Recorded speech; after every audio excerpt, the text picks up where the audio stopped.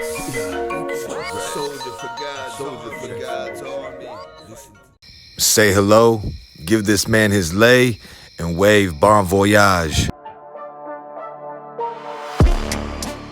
ATL.GA Faithful. My people, I'm D. Douglas Carter back on the scene doing my thing, and I just want to say I appreciate you and the work that you do. Real quick, got to touch basis on these Atlanta Falcons. Got to touch basis on Marcus Mariota, and we got to touch basis on the Rams game, right? I want to real quick just say, man, I've been stuck at 272 subscribers for a minute. If y'all could, man, drop a comment, hit the like button, and sub, man. I come with as much content as I can, and I make sure I get back to everybody who interacts with me on this channel.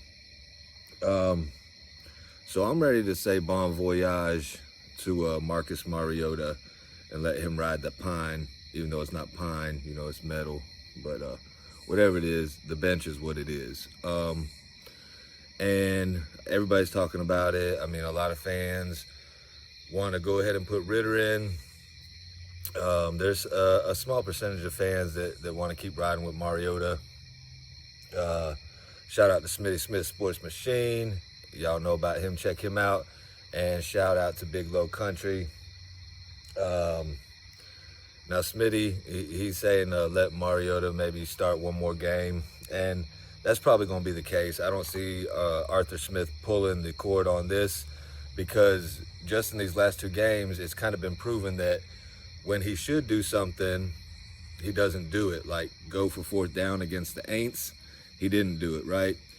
But he should have. And then against the Rams, he did go for fourth down when he shouldn't have. I still kind of like the choice of going for it there, just because I don't think our defense was going to stop the Rams. Big Low Country brought up a good point. We didn't make the Rams punt until the fourth quarter. So, I mean, I want them to be aggressive. I can take being aggressive more than being passive. But just to make a correction on one of my other videos, because I listened to Dean P's interview, and he's saying anybody who says that we played soft or played prevent against the Aints doesn't know anything about football and doesn't know what they're talking about. Okay, so I went back and reviewed the film, and to Dean P's credit, he did come with some pressures late in the fourth quarter against the Aints. Problem is, came with the pressures at the wrong time. You can call it whatever you want to call it. If you have a different name for it than prevent, and if you don't want to call it soft and you want to call it something else, that's fine. But on like first and second downs, we was just rushing with our four linemen. And they didn't get there. And that's what gave Jameis Winston the momentum, in my opinion. Now, granted, Jameis made some good throws. AJ Terrell had good coverage, was in Michael Thomas's hip pocket. It was just, there's no defense for a perfect pass. If you put the ball where the defender can't get it, it doesn't matter how good the coverage is. All the receiver has to do is make the catch. That's what Michael Thomas did, hence for the collapse. And the collapse was based on poor coaching decisions, sloppy play at times, crucial penalties at times, and Marcus Mariota, which, you know, is a hot topic right now. The fumble in the red zone, of course, killed us. And then on 3rd and 1, he got too excited, or he could say that. He could say he got too excited, but what happened was he choked, and he got nervous and pulled, you know, fumbled. And that, all we needed was to get the first down, and we pretty much could have salted that game away. So while football is a team sport, and it takes all players on the team to win the game, there is crucial plays in every game that can kind of sway the momentum and determine the outcome. And while Marcus Mariota makes some good plays, keeps you in the game, he also makes those plays in crunch time where it's just like, wow, you just blew the game. You just gave the game away. And that's what he did against the Aints. He choked. I don't know what's going on, if Marcus Mariota needs a new pair of cleats or what, but he sure is slipping and stumbling a lot. Yeah, he got back up against the Rams after he fell down, got back up and made a play, but why is he falling down? And the Hail Mary at the end of the game, which our defense and our special teams actually gave us a chance to come back and win, Mariota couldn't even get the Hail Mary off. Couldn't even get Pitts or Drake London or OZ or anybody a chance on throwing it up into the end zone and maybe getting a tip ball or just, reaching over and mossing somebody for the touchdown for the win. Didn't even have that opportunity because he didn't even throw it up. He ran around, stumbled, tripped, got sacked, and fumbled. Okay, that's just another example. What are we doing here? Now, I think that Arthur Smith is going to run Mariota out there again against the Seahawks. I think we're going to beat the Seahawks because we have a good team, and it's just been unfortunate series of events these last two games, which ended up getting us an L. But I think the Falcons will beat the Seahawks. Mariota will start, and that's just going to buy him time, and it's going to prolong the inevitable, which is we need to get Ritter in. He needs to make his mistakes because even though Mariota's a vet, he's making rookie mistakes. So why not put the rookie in, give him a shot, younger, fresher. He took a program in Cincinnati and made them a contender, got them to the college football playoffs. Okay, so the guy's a leader. He has the right attitude. And I think he's just as good as Mariota. So I say we put him in, let him, take his lumps, get some more season. And then in 2023, when we have some more cap room, we can really build this team. Now, the coaching staff, that's a different issue. I mean, Arthur Smith, everybody talking about you gotta get Pitts the ball more, and that's not really on Arthur Smith. That's really on Mariota missing them or not targeting them. Good news, Drake London looks to be the real deal. Another player I have mocked to our squad, and I think he's going to be a good receiver for us for a long time. Now, we can ride it out with Mariota, but I checked the stat, and the stat is teams that start 0-2 have an 11.3% chance of making the playoffs, I think. So you're telling me there's a chance? Yeah! So while there is a chance we could make the playoffs, it doesn't look good.